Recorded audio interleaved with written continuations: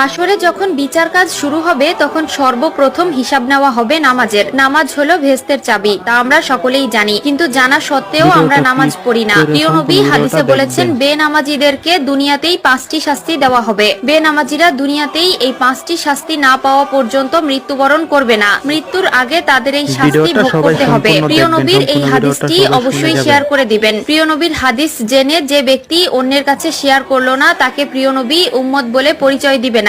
আমরা জানবো এবং অন্যকে জানাবো। এবং আপনি যদি প্রিয় নবীর উম্মত হয়ে থাকেন তাহলে অবশ্যই আলহামদুলিল্লাহ কমেন্ট করবেন। তো চলুন বেশি কথা না বলে শুরু করি আজকের ভিডিও। আজকে আমরা জানবো বেনামাজি ব্যক্তিদের দুনিয়াতে কোন 5টি শাস্তি দেওয়া হবে। বেনামাজি ব্যক্তির সর্বপ্রথম যে শাস্তি হলো সেটি হলো তার কোনো দোয়া কবুল হবে না। সে আল্লাহর কাছে যতই দোয়া করুক না কেন, তার কোনো দোয়া আল্লাহর দরবারে কবুল হবে না। 2 নম্বরে যে শাস্তির কথা বলা হয়েছে তা হলো তার নেক কাজের কোনো বদলা দেওয়া হবে না। প্রিয় দর্শক, ধরুন আপনি কিছু পাওয়ার জন্য নেক আমল করলেন, কিন্তু আফসোসের বিষয় আপনি যদি বেনামাজি হয়ে থাকেন, আপনার নেক কাজের কোনো ফল আপনি পাবেন না। 3 নম্বরে যে শাস্তির কথা বলা হয়েছে তা হলো চেহারা থেকে নেককারদের নূর উঠে যাবে। প্রিয় দর্শক, জন্মগতভাবেই আল্লাহ তাআলা কালো, সুন্দর, অসুন্দর সকলের চেহারায় একটি মায়াবী নূর দিয়েছেন, কিন্তু নামাজ না পড়ার কারণে তাদের চেহারা থেকে সেই নূর উঠে যায় এবং দেখতে দেখতে একসময় চেহারার অবস্থা ভয়ঙ্কর হয়ে যায়। যার চেহারা থেকে আল্লাহর নূর উঠিয়ে নেয়, তার প্রতি মানুষের কোনো মায়া মহব্বত থাকে না। 4 নম্বরে যে শাস্তির কথা বলা হয়েছে তা হলো তার জীবনের বরকত উঠে যাবে।